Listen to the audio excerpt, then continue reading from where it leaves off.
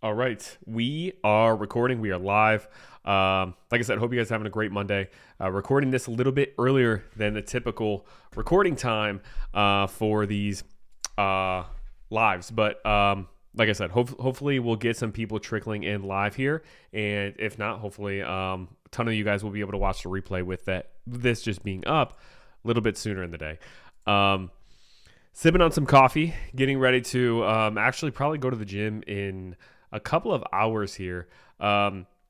Actually, this week, trying out a slightly different gym schedule for myself. So this is kind of what my schedule normally would look like is wake up and get in probably like a few hours, 2 to 3 hours of work in first thing in the morning before Aiden, my son, wakes up around usually like 8 or 8:30-ish.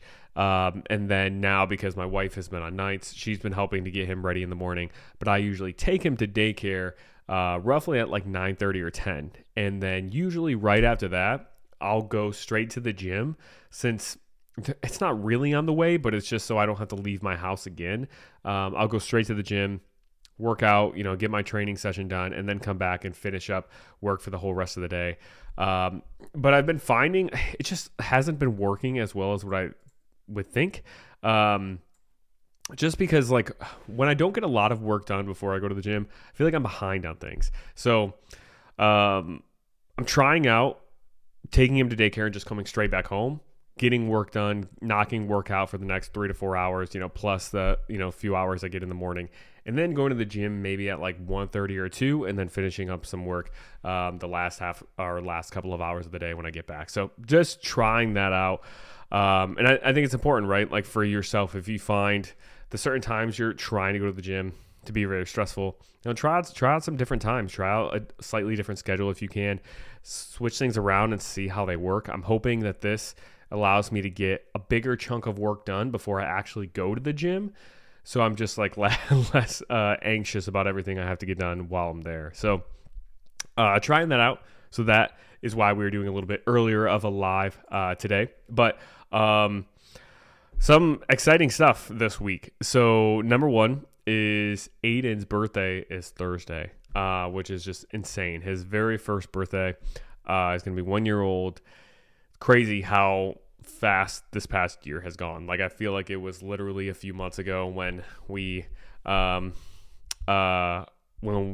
out that he was going to be born. So like I don't know. I don't want to make this Facebook Live or this episode longer than it has to be, but it was a kind of a fun story about how Aiden was born, where we weren't he was 3 weeks early because of this condition that my wife ended up having. She had to be induced 3 weeks early, and it was just kind of unexpected. Like she went and got some things checked out, and she called me on the Friday night and was like, "Hey, I have to be induced today." And I'm like, "What?" So I had to go to actually she came home, and then we packed and everything, and then we went to the hospital. But it was very exciting. So it's crazy to think that it was a year ago when all that happened. And becoming a dad, it's been so rewarding and so fun. Like I feel like it has taken me back to just, I don't know, not that I wasn't goofy before, but it just helps. I don't know. You allow yourself to like act like more of a child with them a little bit more, and I think that's good for your soul to like feel like that and get back into that pretty regularly. So his birthday is Thursday.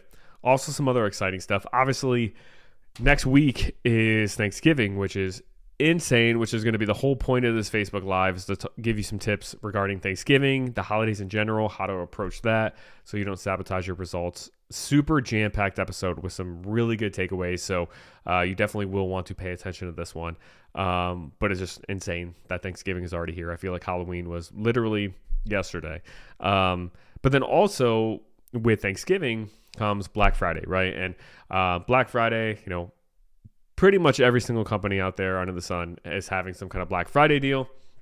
So I like to participate in Black Friday as well with my coaching.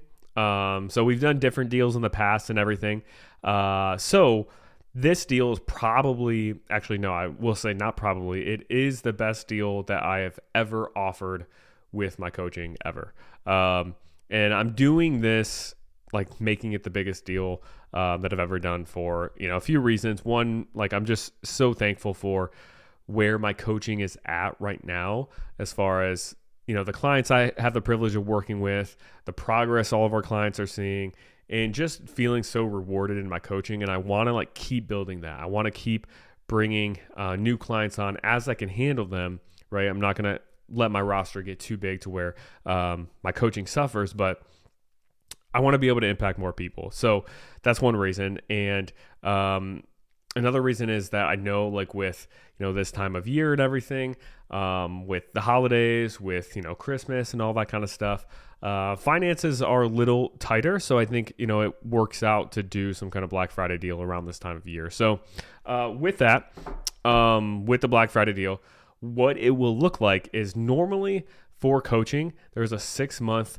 minimum commitment for my program, because it just takes at least 6 months to really get us moving to seeing the progress you want, along with the mental and mindset shifts that have to come along the way. And most clients end up staying for at least a year anyway, because they just love it so much, or their goals just take more long-term time. But 6 months is the minimum commitment where we can really hit the ground running. So that's normally the minimum commitment. But with this Black Friday deal, I am offering the option to do a 3-month commitment initially to start if you want to as well. But what that will look like is for the 6-month commitment, you will get $600 total off. And there's payment plans available, so we'll talk all about that if you aren't interested. But you'll get $600 off of the 6-month commitment, or if you do 3 months, you'll get $300 off of a 3-month commitment. So that's what that will look like. So let me know. Just comment me below, or raise your hand, like put the emoji, raise your hand in the comments below, or you can just DM me directly if you want more info on that. And with the Black Friday, the offer ends November 30th, so you have to commit and secure your spot by then. And I'm literally only taking on 7 people at max. And this isn't just me just throwing out a random number to try to promote scarcity or a sales tactic. Like, my client roster is very full right now, and I'm only taking on 7 more people until at least January. So only 7 people will get this Black Friday deal. And if you want to secure your spot, you can secure your spot and wait to get started until January if you really want to. So just because you commit and grab one of those discounted spots now doesn't mean you necessarily have to start right now. You can start in January if you want. So like I said, just comment below or DM me if you're interested in that. And then for current clients, there'll be something a little bit special for you guys too that I will let you guys know in the next week. So let's go ahead and dive into the topic then for today, which is going to be all about Thanksgiving, the holidays, how to absolutely crush your Thanksgiving in the holidays, especially the celebrations, right? Like, obviously these next, 6 weeks are all going to be filled with, kind of holiday type feel. But what I mean mostly are the celebration days. So like Thanksgiving, Christmas, maybe Christmas Eve, maybe if you have like a Friendsgiving or you have some other kind of celebration along with that. In between those days, this podcast is going to help you 100% as to how to approach that, as far as giving you like tangible things or actions you can do, but also going through the mental component of some things to remember as well. So let's go ahead and get started after I take a quick drink. All right, cool. So the number one thing that you want to focus on Thanksgiving Day is hydration. So what you want to do is start your day off on a really good note of getting in a ton of water first thing in the morning. So what I recommend is somewhere around 30 ounces, probably at least, first thing in the morning. Getting the water is going to help you to feel full right off the bat, which is great. Obviously, the more full you feel to start your day, the more full you're probably going to feel the rest of the day, which means you're going to end up making more conscious food choices and not just making or grabbing, the highest calorie thing that's, laid out in front of you on the Thanksgiving table because you're starving. So Start your day off with hydration, at least 30 ounces of water. It's going to help to keep you full. But I think the biggest benefit, not only will it keep you full, but it will also just start your day or start your mind in an overall more conscious state as far as making health choices. So how we start our day, in my opinion, is typically how the day goes, onward. So if you start your day in a very stressed state, if you start your day in an angry state, if you start your day maybe in a good mood, maybe in a happy state, whatever it is, you're probably going to maintain a lot of those feelings or at least that mind frame for most of the day. So if we can start our day with the easiest thing, the easiest win that we could grab, which is as simple as drinking water that is health conscious, it gets us in that health conscious state to be successful the rest of the day. So number one is hydration first thing in the morning, right when you wake up. Obviously, go to the bathroom, brush your teeth, get dressed and all that stuff. Don't rush first thing in the morning, right when your feet touch the ground, down to drink a glass of water. But after you do all those things and you go downstairs before, having breakfast, before doing any kind of tasks, have yourself at least 30 ounces of water, which is around a quarter of a gallon. And that's going to set yourself up for just overall feeling more energized, feeling more full, and also just feeling like you're starting off on the right foot as far as your health choices or nutrition choices for that matter. So that is number one. Number two is on your Thanksgiving meal, make sure you really emphasize protein and veggies. So Thanksgiving is probably one of the easiest meals to actually make. Pretty health conscious choices because most people have turkey for their Thanksgiving, which is huge on protein. And most turkey, depending on how you cook it, obviously, isn't going to be too high in fat or anything else either. It's going to be mostly just protein.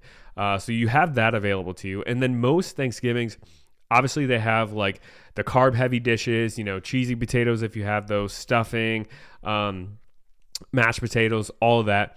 But most people do have some kind of vegetable dish or side as well with that. So really load up on those two things. Like when you make your plate, almost half protein and almost half veggies, and only leave like a small kind of sliver on your first plate for, maybe not a sliver, but a small portion, maybe about a quarter of your plate, the size of that, for like the carbs, the stuffing, the mashed potatoes, the rolls or whatever it is. And it's not saying you can't go back and get more, but your initial plate that you first have, make it look like that, to where maybe 1/3 to maybe up to 2/3 of your plate is protein, 1/3 to maybe up to 2/3 of your plate is some kind of vegetable side.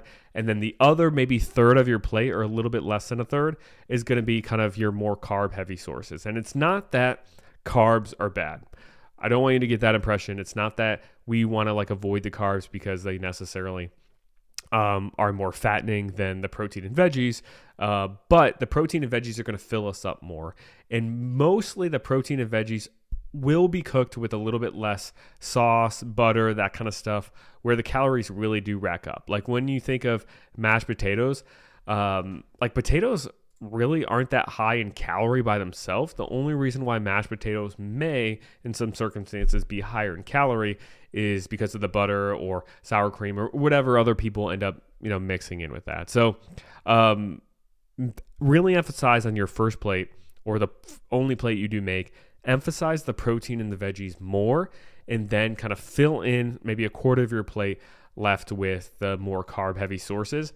And then another key to this is eating the protein and vegetables first. So as you're eating your plate, don't eat the carb sources first and then go to the protein and veggies. You want to eat the protein and veggies first, so those can make you the most full, because the protein and the fiber in the vegetables are going to help us to feel fuller quicker. So then we're going into those carb sources already feeling kind of full, so we're less likely to overeat those. So really emphasize those two things and eat those two things first, the protein and veggies, before moving on to all the other stuff. So tip number 3 is to really slow down your eating. And when you're putting your plate together, put your plate together like I mentioned in step number 2. But make one plate and like maybe if you think you want to go up and get more for a second plate, make sure you wait at least 10 to 15 minutes before getting up and grabbing a second plate. Because if you're eating super fast and your body doesn't have enough time to actually have that food kind of start to move through its digestive system, your body isn't going to get those hunger signals or those fullness signals, I should say, that tell you, okay, like I'm getting full, I'm starting to have enough calories, I'm starting to have enough food, I can stop soon. Because if you eat super fast, your body just doesn't have that much time to kind of acknowledge or like realize those signals are there to get you to stop eating or to just stop when you're satisfied. So make sure you're not rushing your eating, eating super fast. Make sure you grab one plate and then wait 10 to 15 minutes after you finish that first plate before potentially going up and grabbing seconds. Sit there, enjoy the moment, enjoy the time, have some conversation, talk a little bit, spend those 10 to 15 minutes just kind of, enjoying the moment with your family or friends, whoever you're with.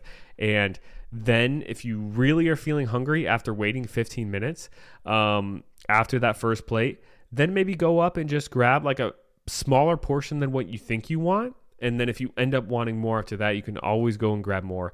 But you're better off if you do grab a second plate, grabbing the smallest amount or smaller than what you think, and then grabbing more versus grabbing too much and then feeling like you have to finish it just because it's on your plate. And you can even stick to a like one plate only rule as well if you want.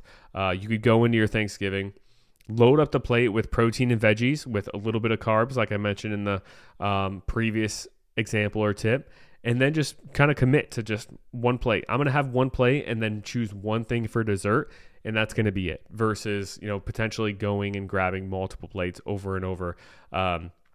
So you could always kind of give yourself that kind of general rule as well.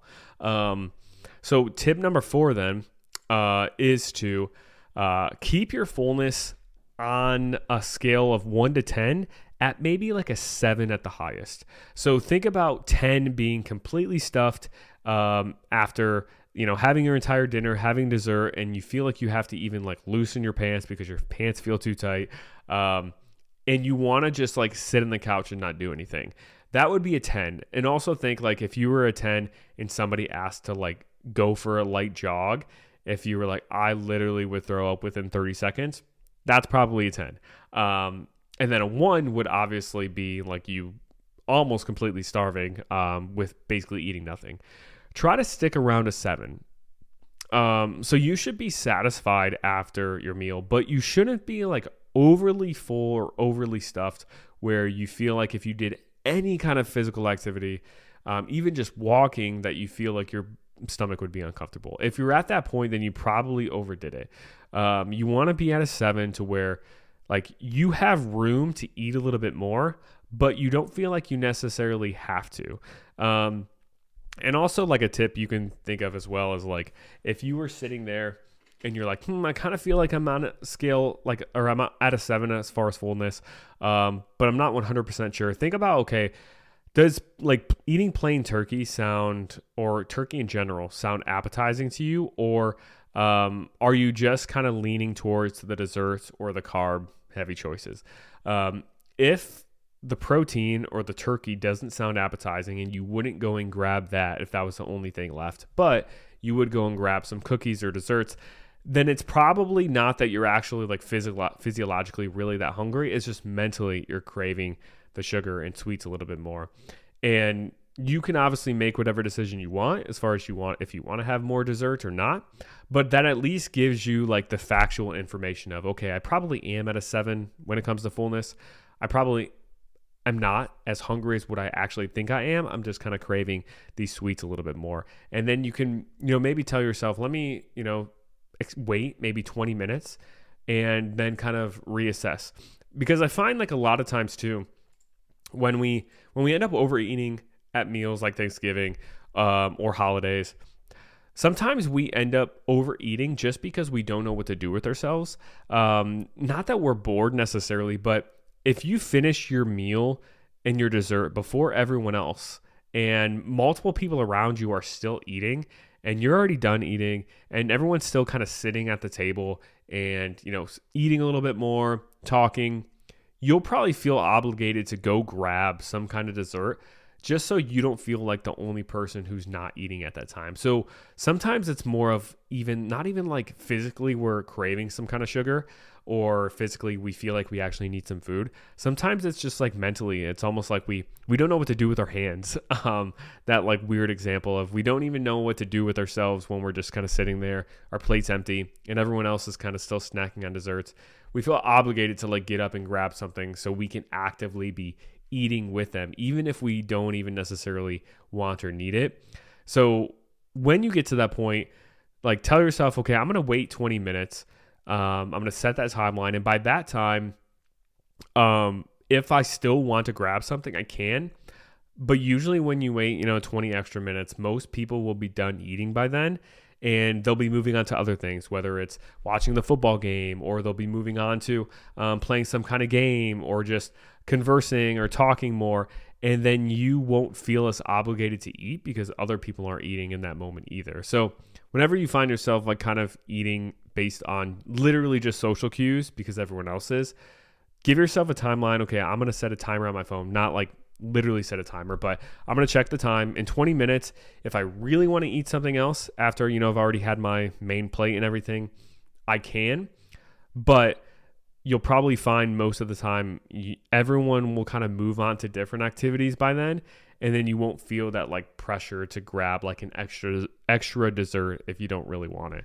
So that's another tip. Tip number 5, I think we're on number 5, is really focus on movement as much as you can on this day or around the holidays. So this could be working out, this could be walking, this could be playing with your kids, this could be even just helping out in the kitchen.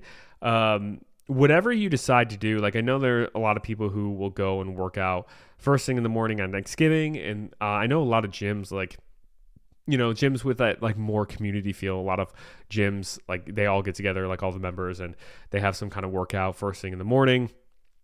Or I know like other people do like 5Ks, or I think they're called like turkey trots is something that I've heard before. I think they used to do one actually for my school that I went to growing up, like K through 12, they would do this like turkey trot every year for Thanksgiving. So you could do something like that, right? You could participate in actual exercise, but even just like going outside and going for a walk first thing Thanksgiving morning, or maybe just like taking some, toys or something to play outside with the kids that are going to be there. Like if you're going to a family member's house, take some fun games like that you can actually do outside. Or if you're hosting Thanksgiving yourself, you can always like plan to have certain games or activities that you all can do outside in the moment too. And that can just initiate and start that or ignite that like activity of just moving around more. And the more you're moving around doing things, whether it's, maybe you're just playing cornhole, even just something as simple as that, you're less likely to just like sit on the couch and just continuously snack when you're, standing up and actually actively playing something. So whenever there's some kind of activity like that you can start or bring with you, you'll also probably be like the fun one because you're bringing the game. But also it'll allow you to just be more active and like do other things than just eat. Like I said, I find a lot of times people just eat out of boredom or because they don't know what to do with themselves. Some people even like socially feel like even with their family, sometimes, especially if they see like more distant family, they feel a little like socially awkward kind of or socially anxious, and like eating or something like that is a way to like fill that void so they don't feel as awkward. So find something else that you can do. I did mention as well, like helping out in the kitchen is something else you can do too. Like helping to clean up after you eat, or helping to like prepare things beforehand. You're probably less likely to like just sit there and snack as much if you are helping out in some way and moving around. Also, obviously, the more movement we can get, the more calories we will burn throughout the day versus just kind of sitting around. And also, if you decide to commit to something like maybe later on in the day, right? Like maybe you guys are having your Thanksgiving meal, maybe like in the afternoon, like at 2 p.m., let's say. If you commit to like, hey, everyone's, we're going to walk down to the park and play in the swings, maybe, at like, I don't know, 4 or 5 p.m., probably before it gets dark, but sometime like a little bit later on in the day, you're less likely to completely stuff yourself if you know there's something active you're going to do later. Or if you decide to play cornhole or some other kind of outside activity after you guys eat, you're probably going to be less likely to stuff yourself during that meal too. And this even helps, like even when you're not, actually celebrating a holiday in the moment. Like I was literally just talking to a client today. I sent her this message and we were just kind of going back and forth about choosing more whole foods, healthier options versus more processed foods, and how much better we feel eating, the whole foods, the healthier options, to where we don't even really like eating processed foods as much anymore as what we used to.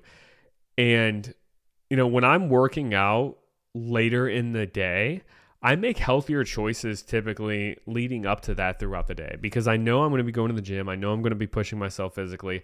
I don't want to eat a super greasy meal or get myself overly stuffed before that time comes, because then it'll just be even harder for me to get through that workout. So if there's something, and it doesn't have to be an intense workout, but something just activity-wise that has some movement that you can plan after the meal, even if it's just for, 10 minutes, it will consciously put you in that state where you're not going to want to overly stuff yourself as much. Maybe you can plan some kind of like fun Thanksgiving relay or something with your family, or whatever it is, just literally throwing random examples out there. But if you do something like that, you're less likely to overly stuff yourself leading up to it.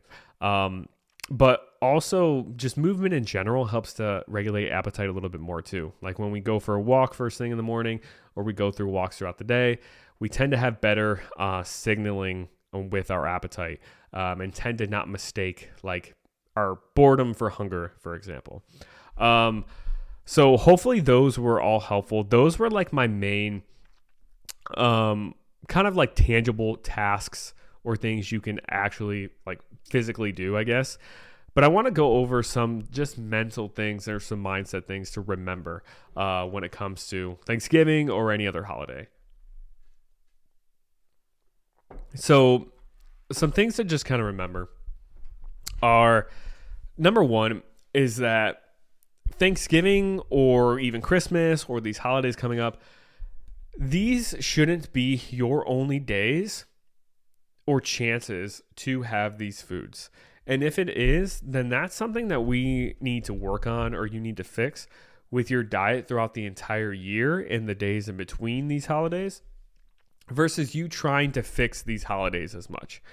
So what I mean by that is, like, if every single year you get like super excited because maybe your aunt or your grandma or your mom or whoever is going to make this special pumpkin pie they make every single year, and you don't eat pumpkin pie all the other 364 days out of the year because pumpkin pie is quote unquote bad for you and it has a ton of sugar and all this stuff, but you only have it on this one day, and that's the only day you allow yourself to have it, and you feel this way about all of these foods on Thanksgiving. So like cheesy potatoes, mashed potatoes, stuffing, cookies, all this stuff. If you restrict yourself all the time, other than these holidays, from these foods, either you restrict yourself of them or you feel guilty every time you eat them when it's not a holiday, then that will cause you to like overeat these foods to a greater degree than what you actually want or need to, because you feel like this is my one chance to do this, right?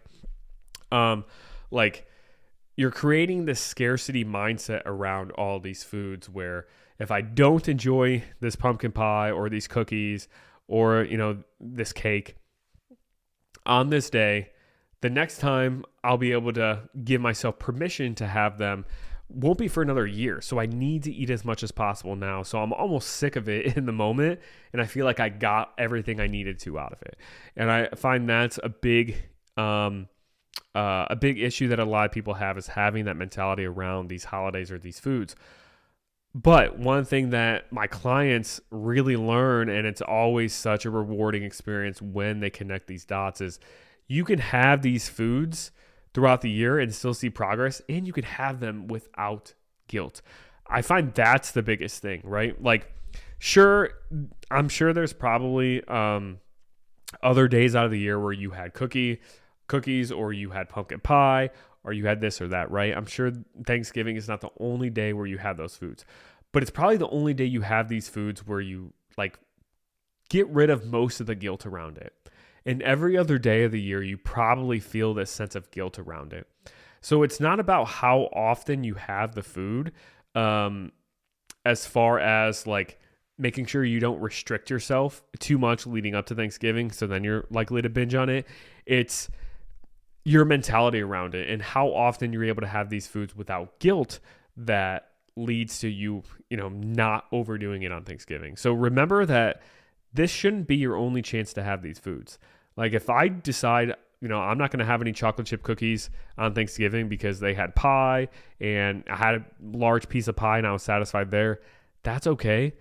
Because 3 days later, when it's a random, 3 days from Thursday would be Sunday. When it's a random Sunday, I can still have chocolate chip cookies, fit it into my overall diet, fit it into my calorie goal, still see progress. So I'm not moving backwards, or I'm not, killing my progress by doing it. So I don't feel guilty and still enjoy that food. So remember that. I think that's one of the biggest keys, is remembering that you can have these foods any day out of the year in moderation, as long as you hit your overall calorie goal that you have at the time, and your protein and all that stuff, and still see incredible results and then not set you back. And also another big key to remember, if you're somebody who is tracking calories, and let's say you're in a fat loss phase, because I do have some clients who are currently in fat loss phases, so this would be actually really important for them to hear, is your calorie range where you are able to either lose fat or at worst maintain your weight is a pretty large range. So, if you've been in the program, or if you're currently in it, most people, what we do is they come to me and they've been under eating. So we build their calories up, build their metabolism up, build them up to what their maintenance calories should be. Once they hit their maintenance calories, which by definition is how many calories you should be able to eat and maintain your weight, we typically bring their calories down then to initiate a fat loss phase. And sometimes we'll bring them down by roughly 400 to 500, let's say. That's a pretty average amount as to like how far we'll drop calories down once we build them up to maintenance. And if you are in a fat loss phase and you're eating 500 calories less than what you burn in order to lose on average 1 pound of fat per week, just because you go over that fat loss phase calorie mark doesn't mean that you're like in a surplus and going to gain weight. And it doesn't even necessarily mean you're going to actually maintain your weight either. You could still lose weight by being over your fat loss calories as long as you're not significantly over them. So let's say if we built their calories up to 2,000 per day. We built their maintenance calories up to 2,000 per day, where they're able to eat 2,000 calories every single day and completely maintain their weight. And we bring her calories down to 1,500, and she's losing on average 1 pound per week, right? Kind of in that mark where we would expect. If she ends up eating 1,700, so she goes over her fat loss phase calories by 200, she's still overall in a roughly 300 calorie deficit. So while she might not be losing on average 1 pound of fat per week, eating 300 calories less than what she burns, maybe she'll be losing on average 0.6 or so, maybe 0.65 pounds per week on average. And let's say if instead of eating 1,700, she eats 1,800 calories, she's still probably close to roughly a 200 calorie deficit, even though she's eating 300 calories more than her fat loss phase calories. And now let's say she eats 2,000 calories. So she's 500 calories over her fat loss phase calories. And, in her head, she might be thinking, I'm over my calorie goal by 500. It means I'm going to gain weight. No, you're still probably even just at maintenance at worst. So remembering that, I find, is super helpful, because you don't have to hit your fat loss mark or the number of calories that you need to eat to lose fat is not the amount of calories you need to eat to maintain your progress. You're able to eat pretty significant amount more, usually 500 depending on, what size deficit you aim for in the beginning. But how I work with clients, it's typically you're able to eat 500 calories more than your fat loss phase calories and still maintain your progress. So remember that. And even if you, go over your calorie range by 500 and you're currently in a fat loss phase, you're probably just going to be a little bit at maintenance. Now, obviously, if you, eat 500 calories more than your maintenance calories, then you're going to be in a little bit of a calorie surplus. But the amount of calories or fat that you actually gain in one day from 500 extra calories is way less than what most people think. If you are, let's say, eating 500 calories more than what you burn, so that same example, let's say you burn 2,000 calories a day and you eat 2,500, you're going to be in a 500 calorie deficit or surplus, for that day, which means for the week, you're going to be in a 3,500 calorie surplus for the entire week if you did that, every single day, which means you would gain roughly 1 pound of fat in that given week. But if you only do that for one day, if Thanksgiving Day is the only day you actually overeat your maintenance calories by 500, you're only what is 1 pound divided by 7. It's probably somewhere around 0.15 or so, 0.15 pounds of fat that you might gain in that day. And honestly, it's probably even less than that because a lot of those calories will actually just be stored as carbs in your muscles. Some of those extra calories will just be burned off as heat and just burned off as more calories as like your non-exercise activity ramps up, your metabolism ramps up a little bit every time you overeat as well. So not even all of those extra 500 calories will actually be stored as fat anyway. So the amount of fat that you actually gain from overeating in one day is a lot lower than what most people think.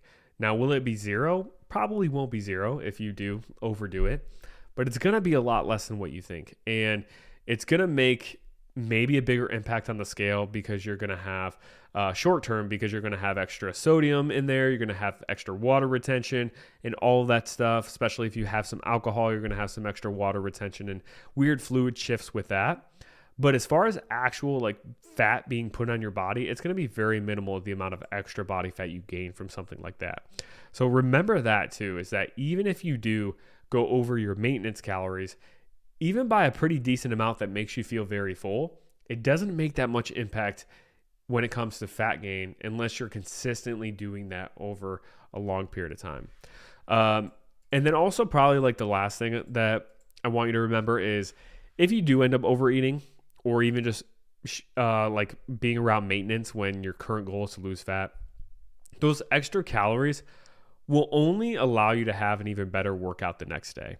So I don't want you to think of this as, okay, I ate a bunch of extra calories, so now I'm going to go for an extra run the next day. Do not want you to approach it that way. But how I want you to approach it is, I ate some extra carbs yesterday. I'm really fueled up. I'm going to go into the gym and I'm going to do my same workout, but I'm probably going to feel a lot stronger. So I'm going to be able to maybe push the weight a little bit more. I'm going to be able to maybe hit a PR and hit a personal best on a certain exercise. I'm going to be able to feel more energized doing my regular workout. We don't want to overcompensate with overeating with extra exercise. But if we do overeat, we do want to maybe just consciously have that in the back of our mind and think, I'm probably more fueled up to have a much better workout. Some of my best workouts have come from the days after holidays where, my carbs are all filled up in my muscles. My glycogen is all filled up. I have plenty of fuel inside of me to use for my workout. So I go into my next day's workout feeling amazing. And sometimes, like I said, the best workouts I've ever had all year have come from after these holidays. And if you consistently, work out, especially lifting or resistance training, those higher calorie days will only benefit your performance in those lifts the next day, which means it will benefit the amount of muscle you build, the muscle tone that you'll get from them, and so on. So do not think you need to over exercise or do extra exercise to compensate for the overeating. Just take your normal workout that you normally would do and just go into it as I'm really fueled up. So I'm probably going to have a really good workout. So I might try to push things a little bit more as far as the weight I can use and maybe hit some new PR. So I hope all of these tips helped, like the tangible ones that I talked about as far as focusing on hydration, protein and veggies, making one plate, slowing down your eating, shooting for a 7 on a scale of 1 to 10 to fullness, and then also just the movement, getting more movement in before or after those big meals. I hope those tangible actions helped, and I hope you take some of these away and use them, over these next 5 weeks, but especially next week for Thanksgiving. But I hope the mindset stuff really helped too, because if you can free your mind of this negative relationship with food that so many of us, have or have struggled with, it unlocks this new freedom that you'll have going forward in all of these events. And you won't stress about, potentially gaining weight or, ruining your progress over this time, because you'll realize that if you approach it the right way, and especially if you are consistent, the other days of the year, then like these few days of the year won't sabotage you and they won't set you back. So definitely let me know in the comments if this was helpful. I appreciate you all. And I think that's about it. So I will see you guys in the next one.